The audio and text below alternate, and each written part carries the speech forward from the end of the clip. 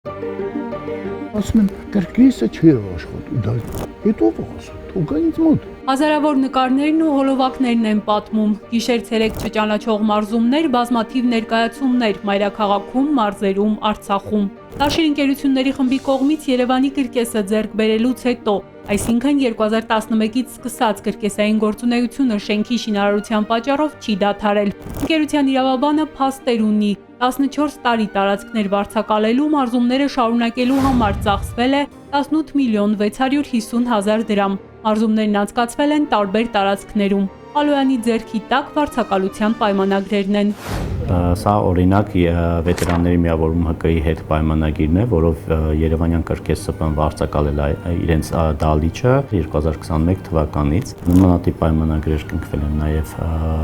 Հայաստանի պետական ֆիլհարմոնիա ՊՕԱԿ-ի հետ, Գիլի ՍՊ-ի հետ, մինչև այդ 2018 թվականից ունենք այս պահին էլ նաև կույրերի միավորման հետ կնքված պայմանագիր։ Այս տարիների ընթացքում առնվազն 15 աշխատակցի վճարվել է 119 միլիոն դրամ աշխատավարձ։ Ընկերությունների խմբի իրավաբանը հաստատում է փաստեր բերում, որևէ փուլում աշխատակիցները գործազուրկ չեն եղել։ Կրկեսի շենքի բացակայության պայմաններում վարձակալած տարածքներում շարունակել են երեխաների հետ մարզումների իրականացումը, ապահովել են կրկեսային ներկայացումների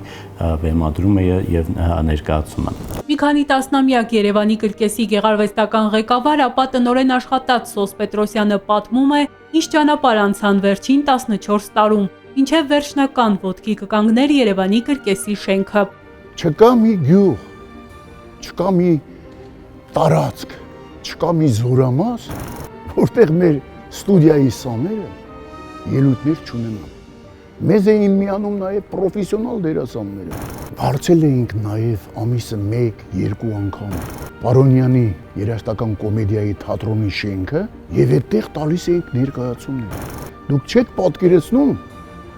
թե ինչ մեծ ոգևորությամբ մարդիկ մասնակցում էին։ Բազմաթիվ հնարքներից մինչև բեմում դերասանական խաղ, հազարավոր երեխաներ ու պատանիներ այս տարիների ընթացքում անվճար ուսանել են Երևանի կրկեսի համար վարձակալած տարածքներում, շարունակել ճանապարհը մեծ բեմերում։ Եթե մեկին ասեք, Հայաստանում կա մի տեղ, որտեղ կրկես են սովորեցնում անվճար, ձեզ վրա կծիծաղացնեն։ Մենք անվճար հիմունքներով,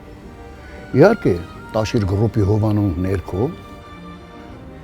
միշտ մեր ուսումնական պրոցեսը անվճար է եղել։